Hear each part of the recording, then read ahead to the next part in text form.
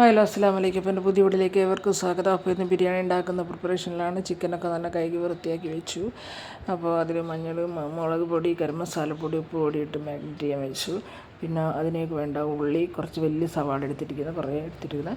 അതുപോലെ തന്നെ ഇഞ്ചി വെളുത്തുള്ളി പേസ്റ്റ്, പച്ചമുളക് പേസ്റ്റ്, പിന്നെ തക്കാളി നൈസായിട്ട് അരിഞ്ഞിരിക്കുന്നു. അതുപോലെ തന്നെ ഇതിൻ്റെ പ്രധാന ഹൈലൈറ്റ്സ് ചപ്പാണ്, മല്ലിയില, പുതിനയില, അതുപോലെ തന്നെ കരിവേപ്പില. അത് കുറച്ച് കൂടുതൽ വേണം. പിന്നെ ചോറിന് വേണ്ട ഉള്ളിയും ക്യാരറ്റും മാറ്റി വെച്ചിരിക്കുന്നു. അപ്പോൾ കൈമ റൈസാണ് എടുത്തിരിക്കുന്നത്. അത് വെള്ളത്തിൽ കുറച്ച് നേരം കുതിർത്തി വെക്കുന്നത് നല്ലതാണ്.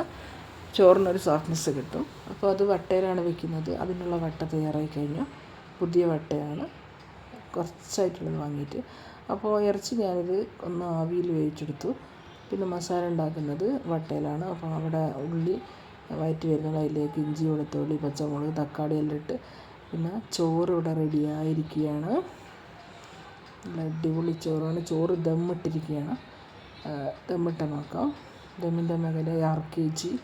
അതുപോലെ തന്നെ പൊരിച്ച് വെച്ചിരിക്കുന്ന അണ്ടി മുന്തിരി ഒക്കെ ഇട്ട് ദമ്മിട്ടിരിക്കുകയാണ്. അപ്പോൾ ഇവിടെ തൈരാണ് ഇതിന് കൂട്ടാനുള്ളത്.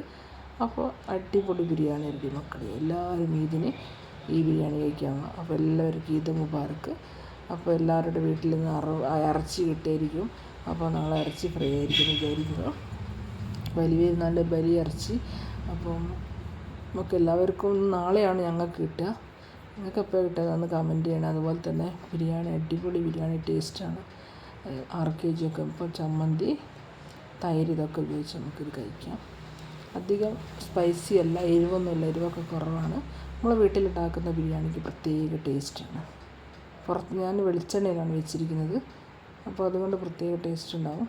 പിന്നെ ഓയിലും നെയ്യൊന്നും ഉപയോഗിക്കില്ല. 6 kg മാത്രമേ ഒന്ന് ദമ്മിടാൻ മാത്രമേ ഉപയോഗിക്കൂ. ഇന്നത്തെ വീഡിയോ ഇത്രയേ ഉള്ളൂ. Thank you.